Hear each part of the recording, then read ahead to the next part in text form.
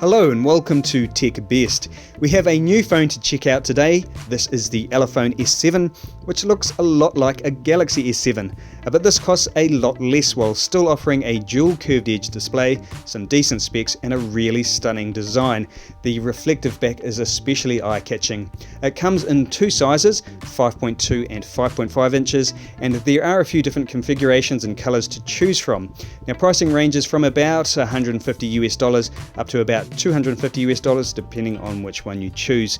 There will be links in the description below if you want to check out the different options. But the one we have here is a 5.5 inch one in blue. It has a 2.5 GHz Helio X25 Decacore, which means it has 10 processing cores, along with 4 gigs of RAM and 64 gigs of storage, and this is expandable with a microSD card. It has a 3000 mAh non-removable battery, a 13 megapixel rear camera and 5 megapixel front camera, and it comes with Android Marshmallow. So on paper it looks good. It also runs smooth with everyday tasks. I haven't noticed any lag or stutters when navigating around the interface. In benchmarks, it outscores the Sony Z5, which is powered by a Snapdragon 810, but falls short of a Snapdragon 820 powered device. This is a ZUK Z2, and that mostly comes down to its poor 3D graphics performance. Also, like what the Snapdragon 810 is famous for, I noticed that under heavy 3D loads, this phone exhibits some thermal throttling, which reduces performance in order to keep the phone from overheating. So basically what this means is that this phone is not ideal for people who play a lot of 3D games or run other graphics intensive apps. This Snapdragon 820 phone, on the other hand, does not have any thermal throttling issues, and it cost me less than the Elephone S7. So if you want to know more about this phone, there will be links in the description. But in general use, the S7 performs well.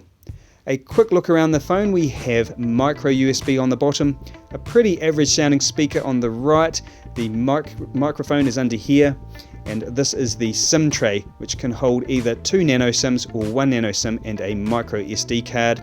On the top is a 3.5mm headphone jack, and over here we have some nice clicky power and volume buttons. On the front is a physical home button with a fingerprint reader, which worked flawlessly for me. It also doubles as the back and menu buttons depending on how you press it. Double tap or long press will do different actions, but if you don't like that, you can also enable on-screen navigation buttons. The frame is metal and is chamfered. The curved display is very subtle. It's not like the curve found on Samsung's Edge displays, but it still looks nice. It is a 1080p display and the image quality is decent. Outdoor visibility is good, but the screen is very reflective. There are also lots of options in the display settings to play around with. The phone also came pre-installed with a screen protector, which I removed for this video, and there was also a clear case included in the box, so thumbs up to Elephone for that. Now a couple of things to mention. The back is made of plastic and it is hard to keep clean. It just gets smudged up like a smudgy thing, but of course you can always pop on that clear case to protect it. The camera on this phone is not good.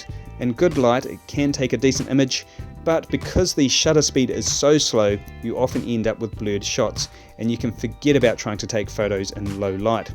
So in the end, this is a good looking phone with nice specs, but is let down by poor 3D graphics and a terrible camera. If those two things aren't an issue for you, then it is a decent phone, but for everyone else, I don't recommend it.